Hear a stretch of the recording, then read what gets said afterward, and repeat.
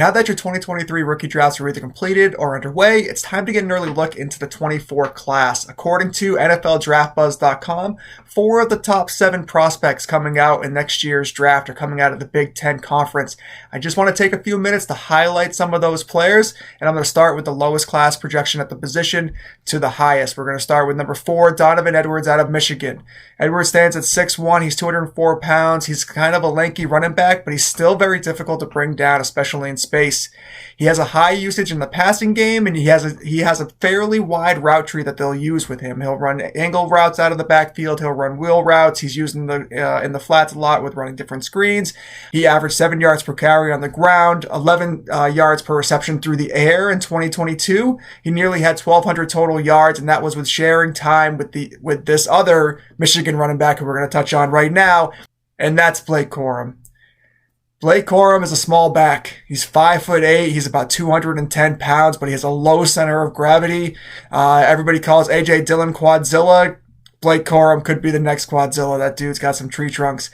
Excellent contact balance. He always falls forward. He has really good burst, good initial speed, and his stop and go ability and lateral movement, I think, are at the top of this class. DraftBuzz currently has a 40-yard dash recorded at 4.38. I'm not sure where they got that information from, but we'll see if he can match that at the NFL Combine. If he does, he's going to open up some eyes for damn sure.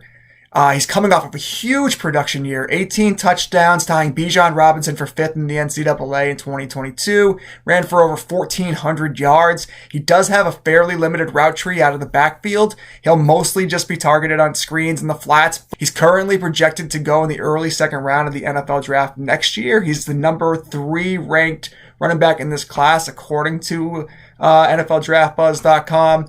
I don't know if I see him being an early second round running back. You see guys like Zach Charbonnet kind of going towards the tail end of the second round. I think he's definitely a day 2 pick. I just feel like he's probably going to be late second or somewhere in the third. My next running back, Braylon Allen from Wisconsin. Good lateral movement, above average vision. He has a solid first burst. Similar to Blake Corum, low center of gravity, keeps his shoulders forward, but he has tremendous size and strength, and he's able to get extra yards after contact. Now NFL DraftBuzz has a recorded 4.840 as his last 40 time. Just watching film on him, I think he's faster than that. He's probably somewhere in the mid 4.5s, hopefully out of that 4.6 range. I think he probably runs some kind of 4.5 at the NFL Combine. He's 6'2", 235, guys. This guy is a grown man. He is very large for a running back. Definitely has some really good elusiveness and good footwork for someone his size.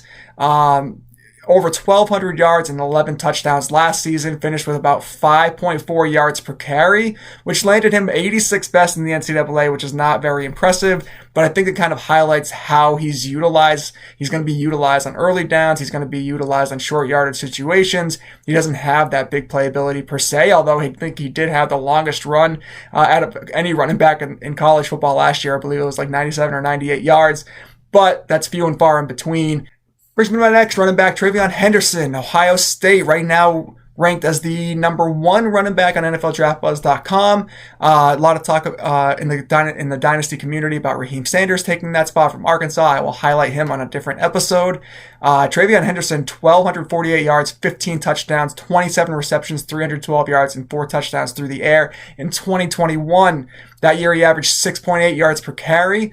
Last year, broken bone in his foot really limited his production.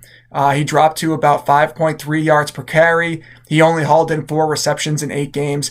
He's a less violent runner than Braylon Allen. Braylon Allen is probably the best after contact in this class. Sanders is going to give him a run for his money, but I think Braylon Allen, when he is hit, he does not go down. That guy is violent. Henderson's not necessarily that guy. He's a little bit more elusive. He's more patient. He allows blocks to develop. He's less of a downhill back.